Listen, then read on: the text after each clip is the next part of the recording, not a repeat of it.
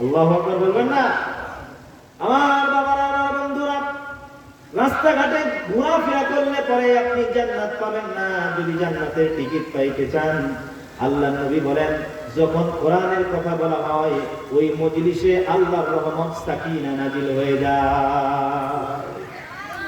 কোন ব্যক্তি যদি কোরআনের মাহফিলে আল্লাহর কোরআন শোনার জন্য বসে যায়, আল্লাহ রাব্বুল আলামিন বলেন, যত টেনশন, যত চিন্তা নিয়ে আমার বান্দা বসেছে কোরআনের তাফসীর শুনতে, কোরআনের তাফসীর শুনতে দেরি হবে, আমি আল্লাহ তার যাবতীয় টেনশন গুলো দূর করে দিতে দেরি করব না।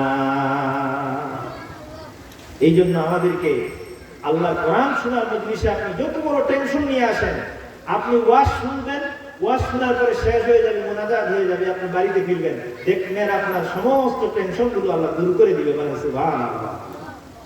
আমার বন্ধুগণ, আমিরুল মুমিনিন ওমর রাদিয়াল্লাহু তাআলা সন্তানকে মারতে মারতে মেরে ফেললেন, দাফন কাফন হয়ে গেল, লাশ কবরে নামানো হলো।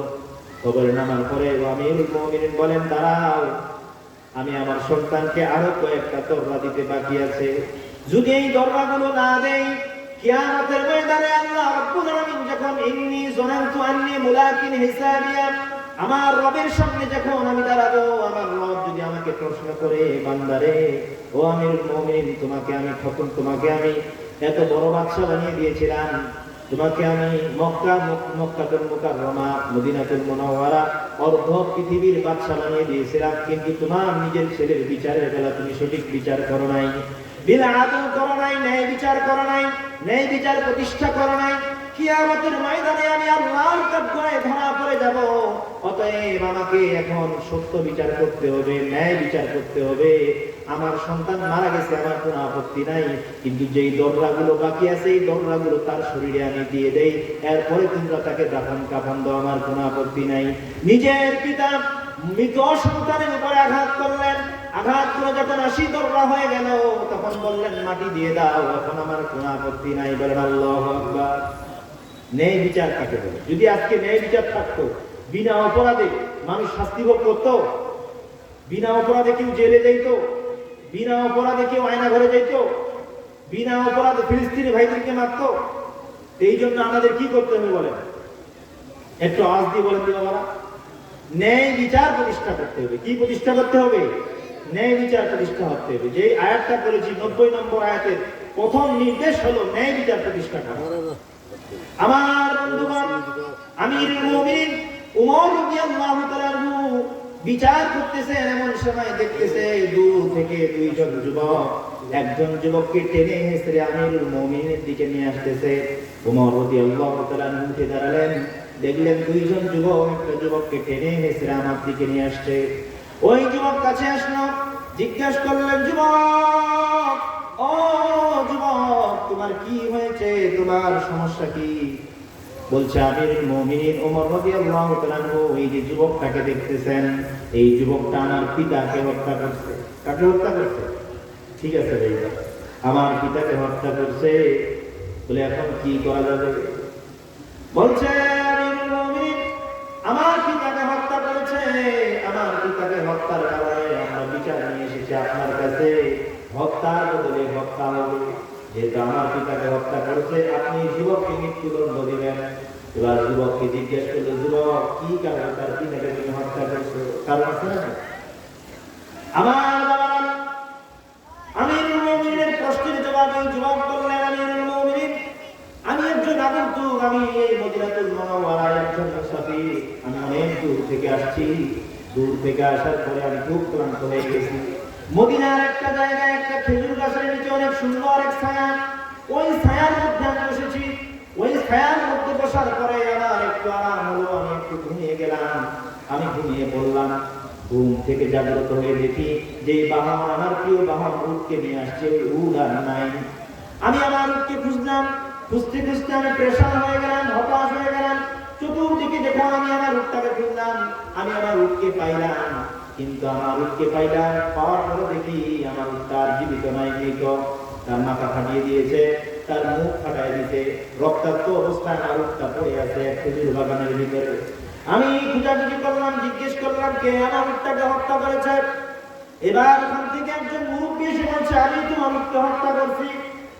এরকম লোক ওয়া খাইছে খরার দেখ খরা না এমন মাইক মাইছে ছাগল মরে শেষ নাই পদে ছাগল কেন বলবো আমাকে ওগুলো তো ছাগলটাকে বুঝে ছাগল যদি বুঝতো গরু যদি বুঝতো তাহলে কি আর ওয়া খাইতো হ্যাঁ হয় না এরকম মানুষ আছে না এরকম ওয়া খাইতে যায় গেলে গরুটা মাইতে মাইতে যাবে মনে মারা গেল পশু জিনিস তো কিছু বুঝে না এই মুরব্বী বলতেছে আমার খেজুর বাগানে ঢুকে আমার খেজুর গাছ খেয়েছে আমি তাদের মারে ফেলছি এবার যুবক বলল তোমার খেজুর গাছ ভাঙছে আমাকে বললে আমি খেজুর গাছ দিতাম তুমি আমার উটটাকে মারে ফেলছো ওই মুরব্বীর সাথে তর্ক করতে করতে এক পর্যায়ে এমন সময় আমি পাথর নিয়ে ওই মুরব্বীর গায়ে আঘাত করলাম অনাকাঙ্ক্ষিত ভাবে ওই মুরব্বী পাথরের আঘাতের সঙ্গে সঙ্গে সেখানে ঢেলে পড়ে গেল তার মরণ সেখানে হয়ে গেল আমি স্বেচ্ছায় মানে ভুলক্রমে ঘটনা হয়ে গেছে আমিরুল মুমিনিন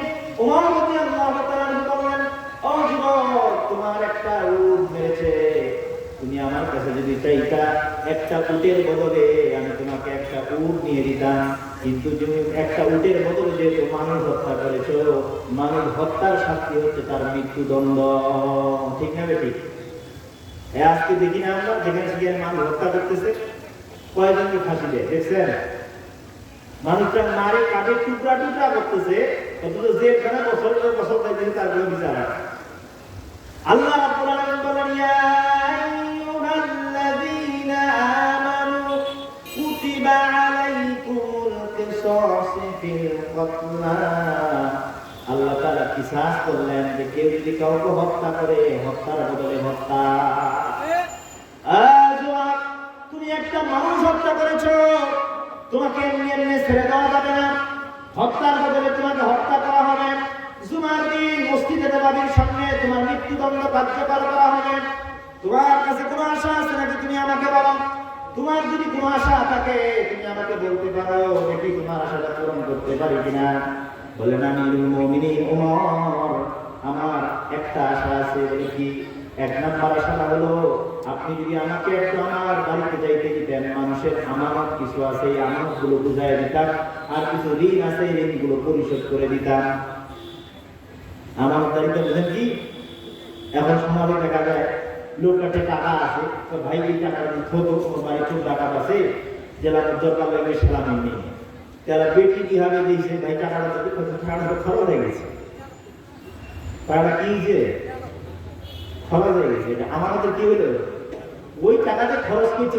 দিবে তো নাকি ওটা 1000 2000 তো দিতে দিতে বছরকে বছর 1000 টাকার মধ্যে 50 দিছে ভালো বাকিটা আমি আর পাচ্ছি না কে নাই সমাজের তো আপনার কাছে ধার দিয়ে আমি ধার দিচ্ছেন নোয়ার সময় মনে হয় আপনার কাছে ভিক্ষা যাচ্ছেন যে আমার ভিক্ষা দেন ঠিক না ভাই আজকে ধার মারা যখন উঠে গেছে কেউ তো ধার করছে দিতে চায় না ভয় বলে ভাই ধার দিলে আর দেয় না মানুষ এই আমানতের খেয়াল এই যে অন্তর্গত আমিরুল মুমিনিন আমার কাছে মানুষের কিছু আমানত আছে এবং মানুষের লেনদেন কিছু আছে আপনি যদি অনুমতি দেন আমি বাড়ি থেকে আমার আমানতগুলো দিয়ে আসি এবং আমার লেনদেনগুলো পরিশোধ করে আসি আর আমার আব্বা আম্মার কাছ থেকে আমি জনমের মতো বিদায় নিয়ে আসি মরণের ভয় আমি করি না আমিরুল মুমিনিন বললেন তুমি যাইতে পারো কিন্তু তোমাকে একজন লোক দিতে হবে একজন কি দিতে হবে মৃত্যুপণ হিসেবে তোমাকে একজন লোক নিযুক্ত করে এখান থেকে যাইতে হবে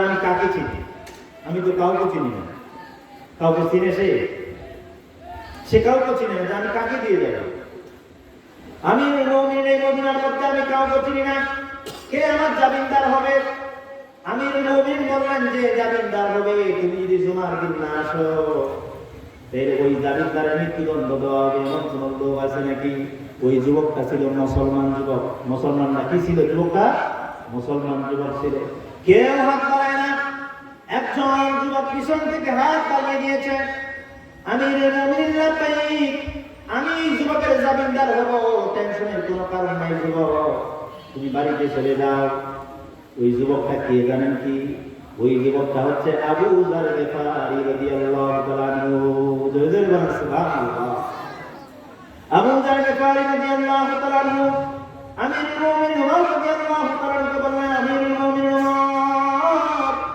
তুমি টেনশন করিও না টেনশন টেনশন করিও না, এই যুবক চলে যাক, তাকে ছেড়ে দাও। ওই যুবক যদি জুমার দিন না আসে, আমি আবু যার গেফারি আমার মুসলমান ভাইয়ের জন্য জীবন দিতে রাজি আছি। এক মুসলমান বিপদে পড়বে আর অপর মুসলমান তাকায় তাকায় দেখবে, এটা মুসলমানিত্ব হতে পারে না। মুসলমান হচ্ছে সেই প্রকৃত মুসলমান যে ন্যায় বিচার প্রতিষ্ঠা করবে। একজন মুসলমান বিপদে পড়বে আর একজন মুসলমান দাঁড়ায় দাঁড়ায় হাসবে, এইটা কোনো মুসলমানিত্ব হতে পারে না। একজন মুসলমান বিপদে পড়বে, ওই মুসলমানের বিপদ থেকে উদ্ধার করার জন্য যদি আবু যার গেফারির জীবন দিতে হয়, আমি আবু যার গেফারির জীবন ওই মুসলমানের জন্য হাজির। ওই মুসলমানের জন্য আমি আবু যার গেফারির জীবন হাজির। আপনি যে কোনো মুহূর্তে আমার জানটা নিয়ে নিতে পারেন, আমার কোনো আপত্তি নেই। আজকের সমাজে আমাদের ফিলিস্তিনি মুসলমানদেরকে আঘাত করা হচ্ছে, আরব বিশ্ব চুপ করে আছে। তাতে বোঝা যায় তাদের ভিতরে ভাতৃত্ববোধ নেই, মুসলমানিত্ব নেই। তারা নিজেকে মুসলমান দাবি করতে পারে না। আবু যার গেফারি দৃষ্টান্ত রেখে গেছে, কাব্য রচনা করে গেছে যে একজন মুসলমান যখন বিপদে পড়বে, আরেকজন মুসলমানের তাজা রক্ত যদি ঢালতে হয়, আরেকজন মুসলমানের তাজা রক্ত ঢেলে দিবে। এটাই হচ্ছে সাহাবীদের বৈশিষ্ট্য। বলে ঠিক না বেঠিক? আমার বাবারা, বৃহস্পতিবার চলে গেল। বৃহস্পতিবার রাতের বেলা বার্তাবাহককে পাঠিয়ে দিলেন আমিরুল মুমিনিন। বার্তাবাহক চলে গেল আবু যার গেফারির বাড়িতে, চিঠি নিয়ে চলে গেল।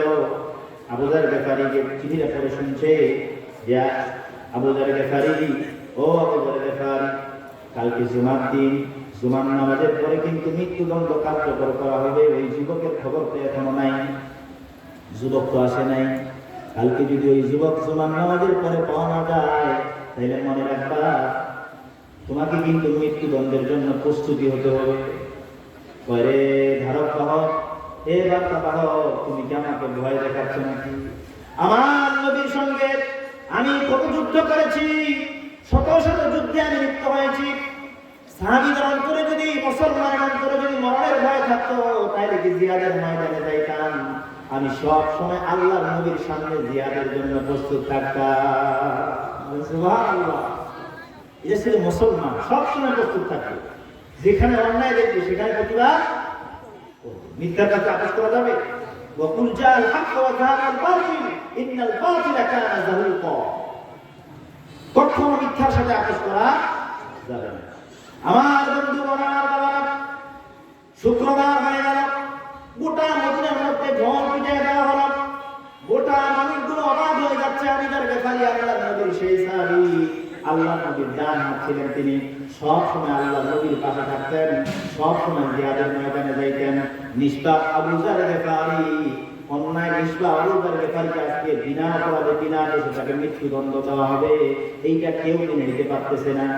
কিন্তু এমন মানুষের হাতে বিচার, এমন বিচারক যিনি ন্যায় বিচার প্রতিষ্ঠা করতে গিয়ে নিজের সন্তানকে হত্যা করে ফেলেছিলেন, এমন একজন বিচারক আমিরুল মুমিনিন কোন ক্রমেই সে ছাড় দিবে না। ছাড় দিবে নাকি? সে তো ছাড় দেওয়ার পার্টি না। সবাই বুঝে ফেলছে যে আজকে মৃত্যুদণ্ড নির্ঘাত আবু যার গেফারি বলে, যে বাঁচার কোনো উপায় আর নেই। আমার বাবারা, আবু যার গেফারি সুন্দর করে কাপড় চোপড় করে চলে আসলেন। আপনারা কি জানেন নাকি আবু যার গেফারিকে? এই আবু যার গেফারি ছিল কুখ্যাত ডাকাত। আবু যার গেফারি কি ছিল? কুখ্যাত ডাকাত ছিল, ডাকাতের সর্দার ছিল। ওয়াদান ভেরিনামে মক্কাতুল মুকাররমায় বের হওয়ার একটা পথ আছে, গিরিপথ। ওই গিরিপথ দিয়ে মক্কার মানুষগুলো সিরিয়ায় যেত, পারস্য যেত, রোম যেত ব্যবসার জন্য। আবার যখন ফিরত, দেখেন এই ওয়াদান ভেরির দায়িত্বে ছিল এই যে আবু যার গেফারি। তার আরেক নাম ছিল জুনদুক ইবনে জুনাদা। আরেক নাম কি ছিল? জুনদুক ইবনে জুনাদা। তিনি ছিলেন ডাকাতদের সর্দার। যখন ফিরতেন মক্কার লোকরা, তখন তাদের কাছ থেকে কর নিতেন, পয়সা নিতেন, চান্দা। তিনি দেন, চান্দা নেন না এখন? না, নেন না। তোমার কাছে চান্দা চান্দা কিছু নেই, আছে নাকি? জোরকান্দে আছে? আমাদের মন খারাপ, নারাই তাকবীর, মন খারাপ, ঠিক আছে না খারাপ, ঘটনাক্রমে মন খারাপ। আপনাদের এই জায়গায় ওয়াজ মাহফিলের একটা রেকর্ড খারাপ আছে।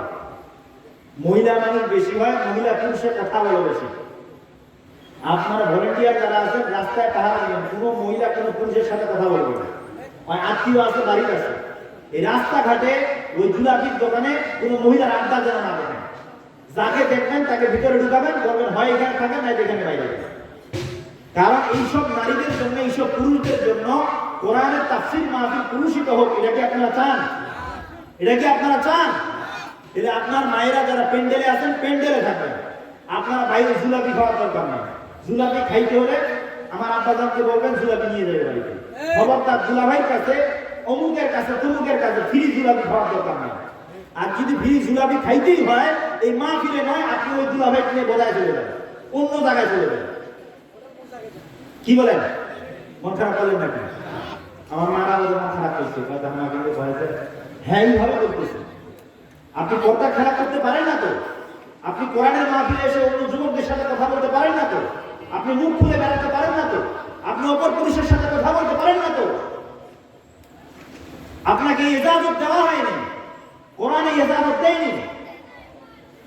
এখানে ওয়াজ শুনতে আসছে, মারা খালি কথায় বলতে হবে। আমার মনে হয় যে কোনো যে আলোচনা করতেছি ওরা কিন্তু কথায় বন্ধ করে না।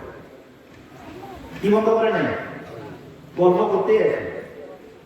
ওয়াজ শুনতে আসছেন কেন? এত যদি গল্প করবেন তাহলে ওয়াজ শুনতে আসছেন কেন? ওয়াজ তো একটা কারণে শুনতে আসছেন, ঠিক না? হেদায়েতের উদ্দেশ্যে আমরা ওয়াজ শুনতে আসছি, ঠিক কিনা? তো আমরা পারবো ইনশাআল্লাহ। রাস্তাঘাটে কোনো মহিলাকে যেন না দেখি, একবারে চলে আসবেন ওয়াজ শোনার জন্য, যদি আসতে আসবেন নাহলে এখান থেকে বের হয়ে চলে আসবেন। আপনার মতো মাদের জন্য ওয়াজ শোনার দরকার নেই। যদি আমাদের খেয়াল হয় তাহলে আপনার জন্য ওয়াজ নয়। আমার বন্ধুরা, জুনদুক ইবনে জুনাদা নামে এই যুবক ছিলেন কুখ্যাত ডাকাত।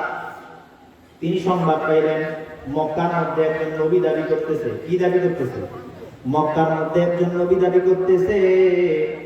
গোত্রের মানুষদেরকে ডাক দিলেন, ও আমার গোত্রের মানুষ না, আমি জানতে পেরেছি, খুব গোপন সূত্রে জানতে পেরেছি মক্কার জমিনে নাকি একজন নবী দাবি করতেছে। আমাকে যদি অনুমতি দাও, আমি ওই মক্কাতুল মুকাররমায় গিয়ে আমি দেখি কে নিজেকে নবী দাবি করছে।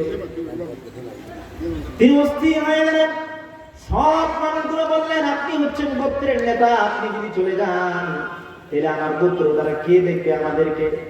আমরা তো নেতাহীন হয়ে যাব, আর নেতাহীন হয়ে গেলে আমাদের খাওয়া দাওয়া, আমাদের পরিবার পরিজন কিভাবে চলবে? অতএব আপনি অন্যজনকে পাঠান। জুনদুক ইবনে জুনাদা মানে এই মানুষটার ছোট একটা ভাই ছিল আনিস। ছোট একটা ভাই নাম কি ছিল? আনিস। এই আনিসকে বললেন, আনিস, যেহেতু আমি জানতে পারছি না, তুমি আমার ছোট ভাই, যাও মক্কাতুল মুকাররমায় গিয়ে খবর নাও কে নিজেকে নবী দাবি করতেছে। তুমি খবরটা তাড়াতাড়ি নিয়ে আমার কাছে আসো। ভাই আনিস চলে গেলেন। যাওয়ার পরে মক্কাতে দেখে অবস্থা ভালো না। যে মুহাম্মদের কথা বলেন, যে মুহাম্মদকে জানতে চায় এবং মুহাম্মদ নাম উচ্চারণ করে, সঙ্গে সঙ্গে ধরে তাকে পিটানো হচ্ছে, তাকে ধরে চামড়াগুলো ছিঁড়ে নেওয়া হচ্ছে, এমন অবস্থা, কাউকে মেরে ফেলা হচ্ছে। অর্থাৎ মুহাম্মদ নবীর নাম নেওয়ার মতো মক্কার জমিনে কেউ নাই। যে মক্কার মধ্যে আমার নবীর নাম নিবে তাকেই হত্যা করা হচ্ছে। এমন একটা সিচুয়েশনে ইসলামটা ছিল। কি সিচুয়েশনে ছিল ইসলাম? যদি নাম বলে যে মোহাম্মদের বাড়ি কোথায়, তার সাথে একটু কথা বলবে, সঙ্গে সঙ্গে গ্রেফতার করে বেঁধে তার চামড়া ছেড়ে নেওয়া হতো। আর আপনি আজকে ইসলাম পাইছেন, কোরআন শুনতে এসে যুবকের সাথে কথা বলেন, হ্যাঁ, যুবকের হাত ধরে চলে যান, এই কোরআন মাহফিলকে কলুষিত করেন। আল্লাহর কসম করে বলি, যার দ্বারা এই কোরআনের মাহফিল কলুষিত হয়েছে তার জাহান্নাম ছাড়া কোনো উপায় নেই। বলেন ঠিক না বেটি? সে দুনিয়াতেও লাঞ্ছিত হবে, আখিরাতেও লাঞ্ছিত হবে। এটা কোরআনের মাহফিল। আমার জন্য, আপনার জন্য এই কোরআনের মাহফিল লাঞ্ছিত হবে, এটা কি আমরা চাই? তাহলে একটু তাকবীর দিই, নারায়ে তাকবীর, নারায়ে তাকবীর। আমার বন্ধুগণ, জুনদুক ইবনে জুনাদা যখন ভাই আনিসকে পাঠিয়ে দিলেন, তিনি বাড়িতে ফিরে আসলেন। বলছে, ভাইজান, মক্কাতে খুব খারাপ অবস্থা, আমি কোনো কিছু খবর নিতে পারি নাই, কারণ যেই মুহাম্মদের কথা বলতেছে তাকেই হত্যা করা হচ্ছে। এবার জুনদুক ইবনে জুনাদা বলতেছে, না, আবু জাহল গিফারি বলতেছে, না না ভাইয়া, তুমি আমার মনের জ্বালা পুরাইতে পারো নাই, আমার মনের জ্বালা আরো বাইরে গেছে।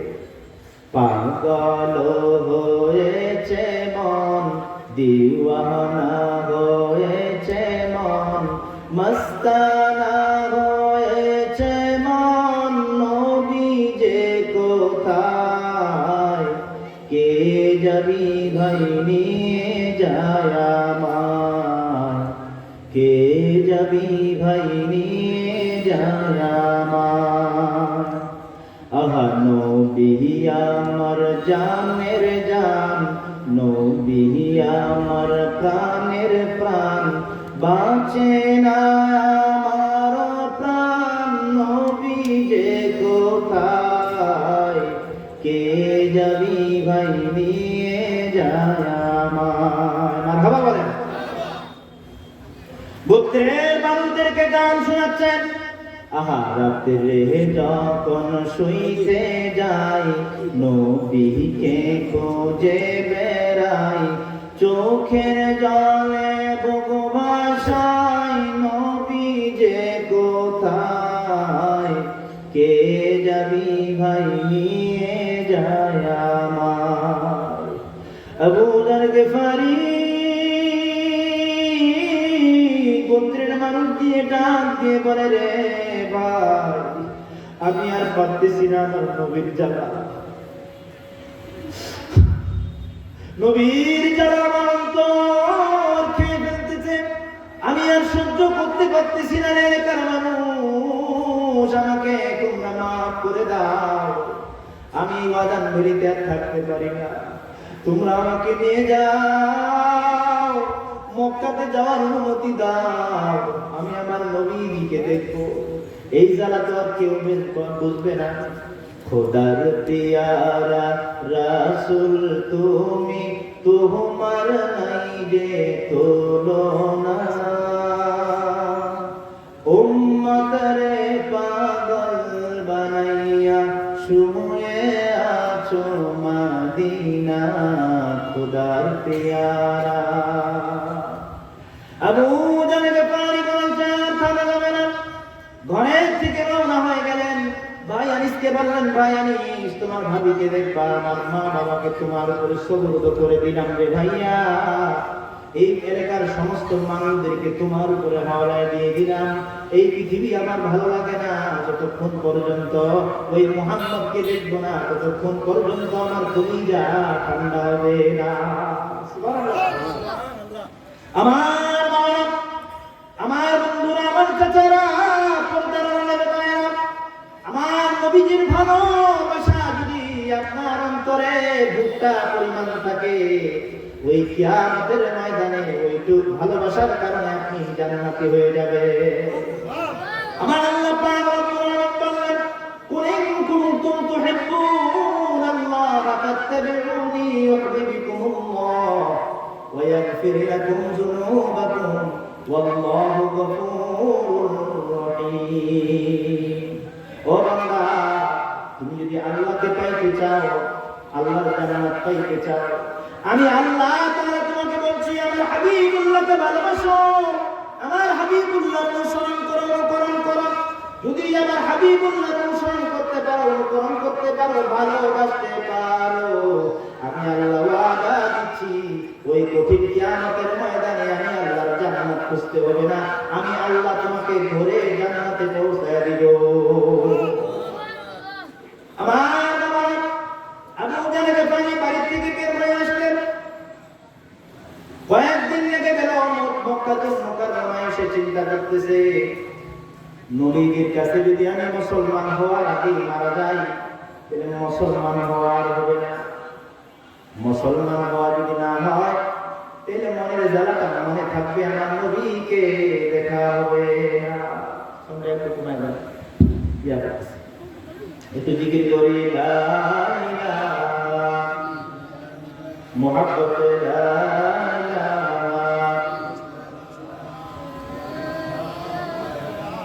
ইল্লাল্লাহ, লা ইলাহা, মোটা করে দেন, মোটা চিকন না, মোটা।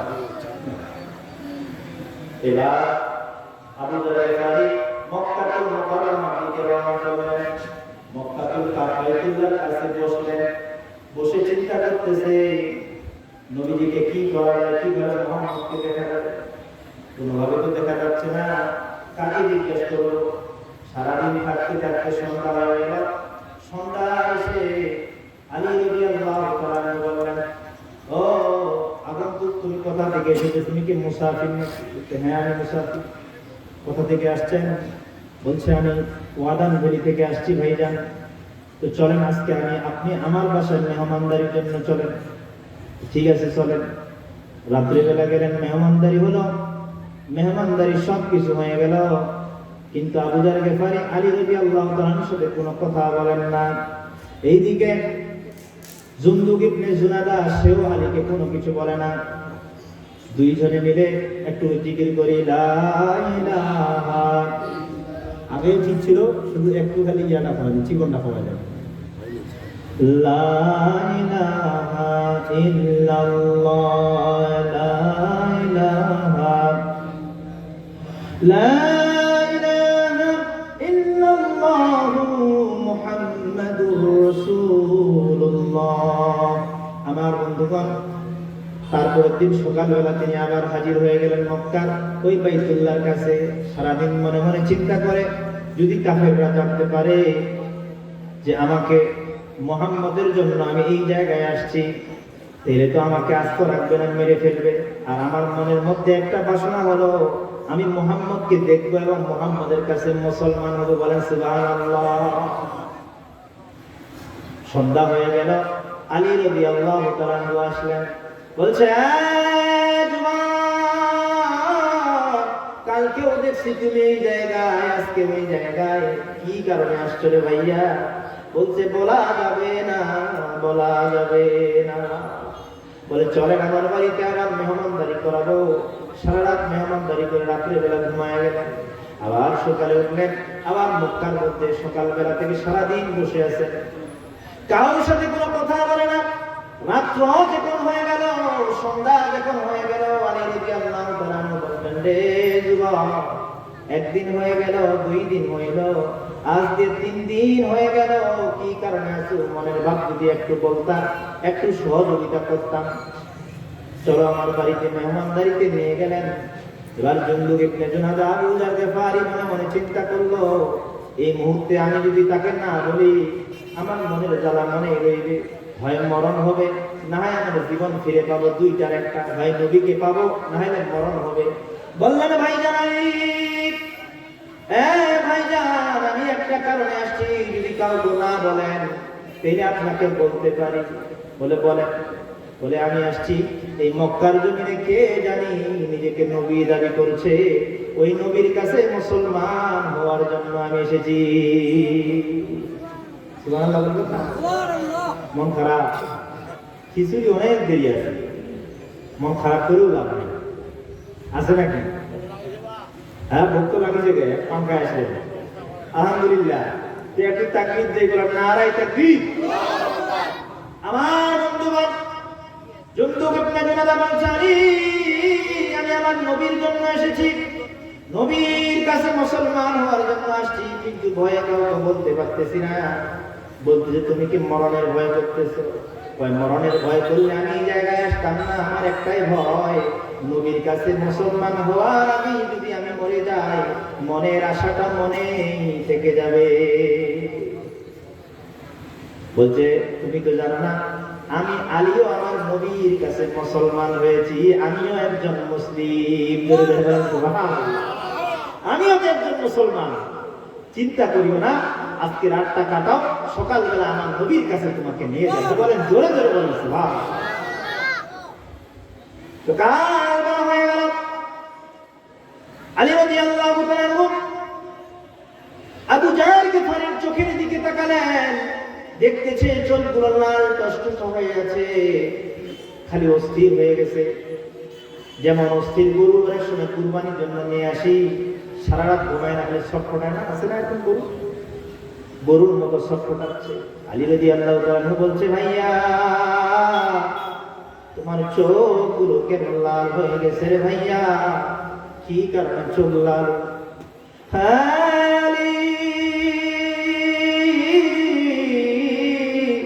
যখন তোমার কাছে শুনছি সকালে হলে আমার নবীর কাছে নিয়ে যাবা, ততক্ষণ পর্যন্ত আমার মনের জ্বালা এমন বাইরে গেছে, আল্লাহর কসম করে বলি সারা রাত যখনই ঘুমাইতে গেছি তখনই আমার নবীর কথা মনে হইছে। এই জন্য সারা রাত আমার নবীর জ্বালায় ঘুমাইতে পারি না, সারা রাত ঘুমাই নাই। হাজার হাজার প্রশ্ন আমার নবীর সামনে গেলে করবো এগুলো জমা হয়ে আছে। ঠিক আছে, চলেন রওনা করি। একটা কৌশল অবলম্বন করতে হবে, কাফের নারে বুঝে ফেলবে। আমি যখন সামনের দিক দিয়ে যাব, কোন কাফের যদি বুঝতে পারে আমি প্রস্রাবের আলেপ বসে যাব আর আপনি যাইতে থাকবেন, কারণ মুসলমানদের হিকমা আছে না নাই? রব্বানা ওয়াবআথ ফীহিম রাসূলান মিনহুম ইয়াতলু আলাইহিম আয়াতি ওয়া ইউযাক্কিহিম ওয়া ইউআল্লিমুহুমুল কিতাব ওয়াল হিকমা। বলেন সুবহানাল্লাহ।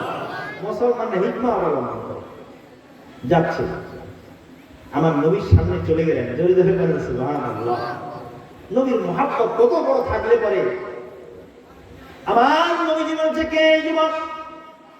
বলছে হচ্ছে জুনদুব ইবনে জুনাদা, আবু যার গিফারি। বলছে কেন আসছে? বলছে ওয়াদানগিরি থেকে পাগলের মতো আসছে নবীজি। 3 দিন ধরে মক্কার জমিনে পড়ে আছে, কাউকে কোনো কিছু বলার সাহস পায় না। আজকে রাতের বেলা যখন তোমার কথা আমাকে বললো নবীজি, পাগল হয়ে গেছে। এই যুবক সারা রাত আপনার ভালোবাসায় ঘুমায় না। আর আজকের যুবক সারা রাত মোবাইল চিপে, কাউন দেখে, আছে না ভাই? সারা রাত ফেসবুক দেখে, ফজরের আযান যখন হয় তখন এটা ঘুমায়, আছে না নাই ভাই? এরকম এই যুবককে আল্লাহ কুকুরের সাথে তুলনা করছে। কার সাথে?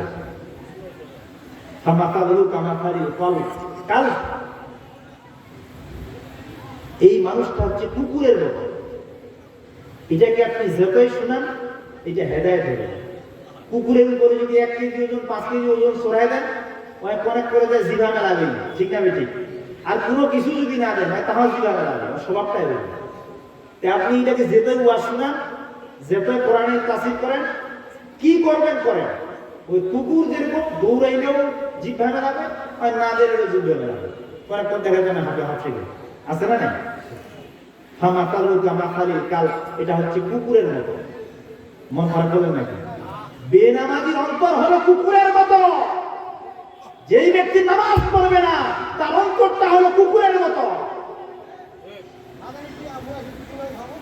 من قرأ القرآن فاستظهره فأحل حلالا إن الذي ليس في جوفه شيء من القرآن كالبيت الخريب।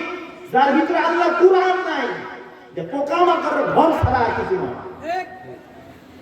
নামাজ পড়ে না। আহা কি গাফেল, নামাজ ছেড়ে দিয়েছে। আল্লাহ এ মনে করতেছে আমি দোকান করতেছি, আমি কি করতেছি, আমার আব্বাও নামাজের কথা বলে না, দোকানের মালিকও বলে না, কোনো ভাইও আমাকে বলে না, কোনো হুজুরও আমাকে বলে না, আমাকে কেউ নামাজের কথা বলে না।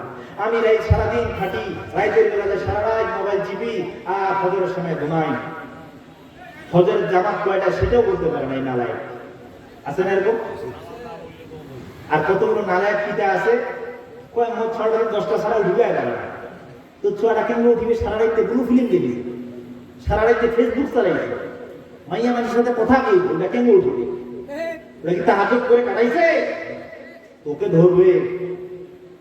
ইয়াউমা ইয়াফিরুল মারউ মিন আখিহি ওয়া উম্মিহি ওয়া আবিহি ওয়া সাহিবাতিহি ওয়া বানি লিকুল্লি ইমরিইন মিনহুম ইয়াউমাইযিন শা'নুন ইউগনি। তোকে ধরবে কিয়ামতের দিন, যখন তোর বেটাকে জাহান্নামে দেওয়া হবে, তোমার ছেলেকে সামনে নিয়ে আসা হবে, বলবে তুমি জাহান্নামে গেছে কেন? এই শয়তানের জন্য। এই পিতা শয়তান যদি আমাকে নামাজের কথা বলতো, কোরআনের কথা বলতো, তাহলে আমি আজকে নামাজি হতাম, আমি জান্নাতে চলে যেতাম। তা আসল মূল আলোচনায় যাই, যেহেতু 10টা মনে বাজে যাচ্ছে। আলহামদুলিল্লাহ, জুনদুব ইবনে জুনাদা নবীজিকে দেখে বলতেছে, আমার হাজার হাজার প্রশ্ন এখন শুধু একটা হয়ে গেছে। আমার প্রশ্নটা কটা হয়েছে? একটা। কি হয়েছে? বলছে এখন আমার প্রশ্ন হলো শুধু একটা, আপনি আমাকে কালিমা পড়ে মুসলমান বানায় দেন। বলেন জোরে সুবহানাল্লাহ। মুসলমান হয়ে গেল, লা ইলাহা ইল্লাল্লাহু মুহাম্মাদুর রাসূলুল্লাহ। মুসলমান হয়ে বলতেছে, নবীজি একটা অনুমতি দেওয়া লাগবে। কি? বলে দারুন মাদোয়ার মধ্যে কাফেরগুলো আপনার নামে বদনাম ছড়াচ্ছে, হুকুম দেন আমি ওই জায়গায় প্রকাশ্য গিয়ে ইসলামের প্রচার করবো। জোরে বলেন সুবহানাল্লাহ। বলে না না, এটা করা যাবে না, এখন না, তুমি যাবে না। বলছে আমাকে দিতেই হবে। ইয়া রাসূলুল্লাহ, আমার হৃদয়ে যে যন্ত্রণা, এই যন্ত্রণা যদি গোটা মক্কাতে ঢেলে দেয়, গোটা মক্কা বোঝাই হয়ে যাবে আমার যন্ত্রণা দিয়ে। আপনি কি আমাকে এই যন্ত্রণাগুলো নিবারণ করতে দিবেন না? অনেক জেদাজেদি করে বলছে ইয়া রাসূলুল্লাহ দেন না আমাকে। চলে গেলেন, নবীজি ইজাজত দিলেন, চলে গেলেন। আবু যার গিফারি রাদিয়াল্লাহু তাআলা নারায়ে তাকবীর দিয়ে সঙ্গে সঙ্গে বলে উঠলেন, হে মক্কার কাফেররা, তোমরা শুনে রাখো, আমার নবীর নামে একটা বাজে কথা যদি বলো, আমি আবু যার গিফারি তোমাদেরকে ছেড়ে দিব না। যে নবী দাবি করতেছে মুহাম্মাদুর রাসূলুল্লাহ, তিনি হচ্ছেন সত্য নবী, তিনি আখিরি জামানার পয়গম্বর, বিশ্ব নবী। লা ইলাহা ইল্লাল্লাহ মুহাম্মাদুর রাসূলুল্লাহ, আল্লাহ ছাড়া কোনো মাবুদ নাই। হযরত মুহাম্মদ মুস্তাফা সাল্লাল্লাহু আলাইহি ওয়াসাল্লাম আল্লাহ তাআলার রাসূল, নিঃসন্দেহে বিশ্বাস করে না। এই কথা বলার পরে ফুলের মালা গলায় দিছি নাকি? হ্যাঁ, ফুলের মালা গলায় দেয়নি, কি দিছি? ধর বেড়ালে, ধর্ম ত্যাগতে, ধরে রে বেটার ধর, ধর্ম ত্যাগতে ধরছে, বাঁচছে, মারতে মারতে চামড়াগুলো ছিঁড়ে গেছে। আবু যার গিফারি কয়, এই তো বুঝে যাচ্ছে আমি মুসলমান, এখন বুঝা যাচ্ছে আমি মুসলমান। জোরে বলেন না সুবহানাল্লাহ। এখন বললে আমার কোনো আপত্তি নাই, নবীকেও দেখা হয়ে গেছে, মুসলমান হয়ে গেছি। মরণ যদি এখন হয়, এখন ইসলামের উপরে মরণ হবে, এই জীবনে মরণ হবে, ওই জীবনে জান্নাত হবে। বলে ঠিক না বেটি? ফিলিস্তিনি মুসলমানদেরকে মারতে পারো, এই পৃথিবীতে মারবা, ওই পৃথিবীতে তারা জান্নাতে চলে যাবে। বলে ঠিক না বেটি? আমার বন্ধুরা, আবু যার গিফারিকে মারতে মারতে মেরে ফেলবে, বলে তাকে গর্দান কেটে দাও। এমন সময় নবীজির চাচা আসলেন, এসে বলতেছে খবরদার তার গায়ে আর আঘাত করিও না। জানো নাকি ওই ব্যক্তিটাকে? জানি না। ওই যে ওয়াদান ধরি ব্যবসার কাজের জন্য যে তোমরা বের হয়ে যাও যে গিরিপথ দিয়া, ওই গিরিপথের এ হচ্ছে ডাকাইতের সর্দার। এর গায়ে যদি আরেকটা আঘাত করে, একটাও আর তোমরা মাল নিয়ে সামনে যেতে পারবা, এই জায়গায় কোর্টন হয়ে যাবা। বুঝলেন? কই যে রে বা কি করলাম, খবর তো হয়ে গেছে। নবীজির কাছে গেছে, আমার নবীজি তার দিকে তাকায়, শরীরের চামড়ার মধ্যে এমন কোন চামড়া নাই যে এই জায়গায় আঘাত করে নাই। আল্লাহু আকবার বলেন না। আর আপনি যে মুসলমান, ফজরে আযান দিতে ঘুমা আছে, কত মুছড়াটা ওই খেতে 10টার দিক, বদমাইশের ঘরে বদমাইশ। আপনার ছোঁয়া কেন উঠে যাচ্ছে? ফজরের সালাত কি? আল্লাহ কি বলছে? আমি কি আয়াত বলছি? ইন্নাল্লাহু ইয়া'মুরু বিল আদল, ন্যায় বিচার প্রতিষ্ঠা করতে হবে। ন্যায় বিচার কি? ঘরের মধ্যে ন্যায় বিচার নাই? ন্যায় বিচার হচ্ছে সর্বপ্রথম আল্লাহর আইনকে মানতে হবে। আল্লাহর আইন, ফজরের আযান দিলে জামাতে নামাজে শরীক হওয়া, ঠিক না বেঠিক? তা আপনার ছেলে ফজরের সালাত আদায় করলো না, সেটা আল্লাহর আইনকে লঙ্ঘন করলো, আর আপনি চুপ করে আছেন না। আপনার ছেলে তো আল্লাহর নির্দেশকে মান্য করলো, তার জন্য কি ঘরে লাগবে বলেন? হয় আদর্শ নাইলে রাখে।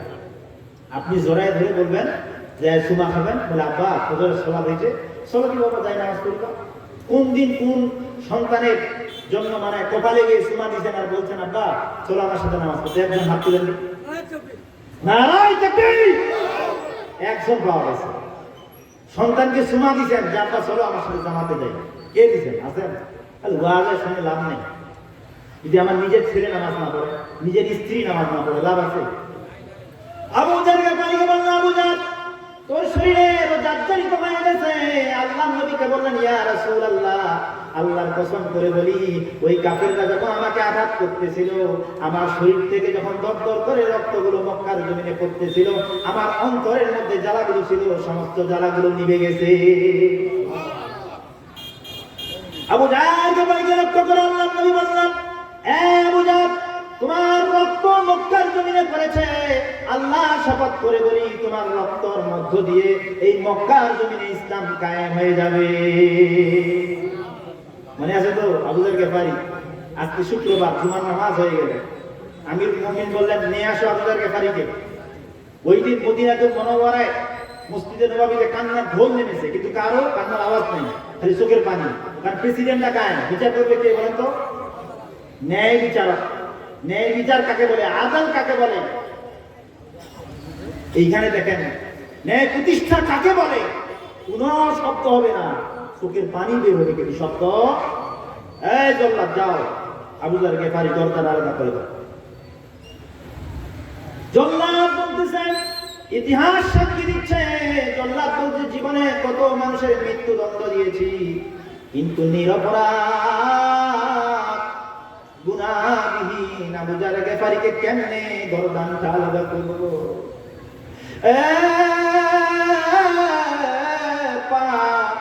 কে যেন পায়ের মধ্যে পাথর বেঁধে দিয়েছে,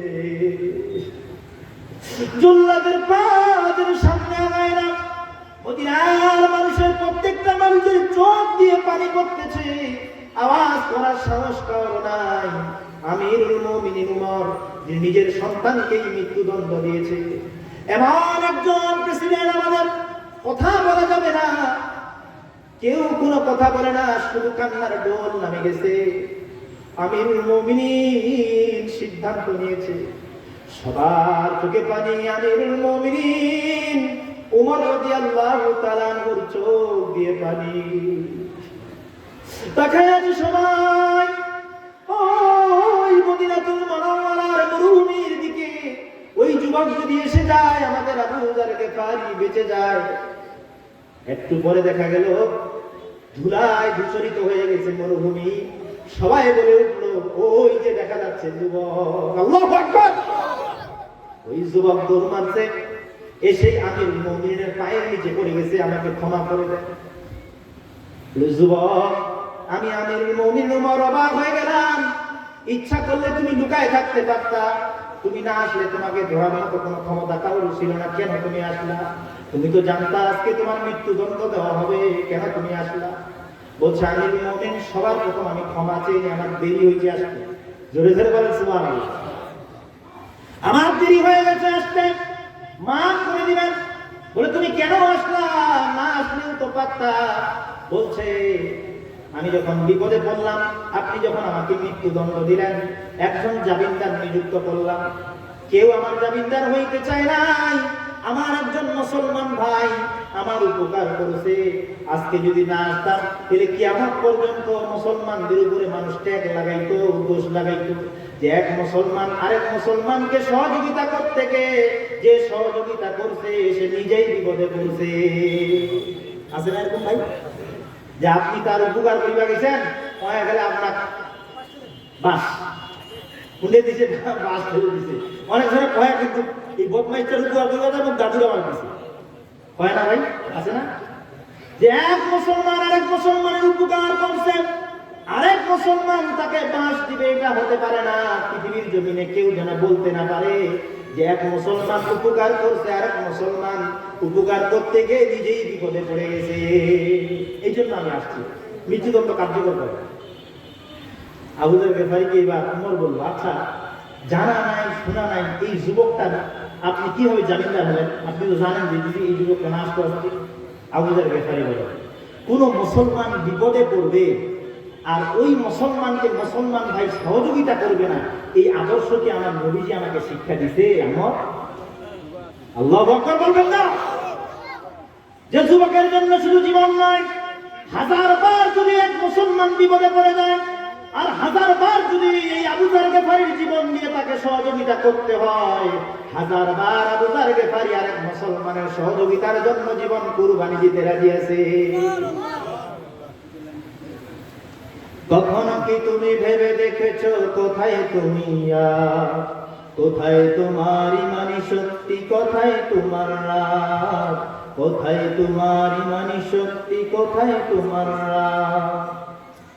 কোথায় গেল রক্তের রাঙানো সেই শহীদের মা, কোথায় গেল মুসলমানের একতার সেই হাত, কোথায় তুমি কোথায় তোমার রাত, কোথায় তুমি কোথায় তোমার রাত?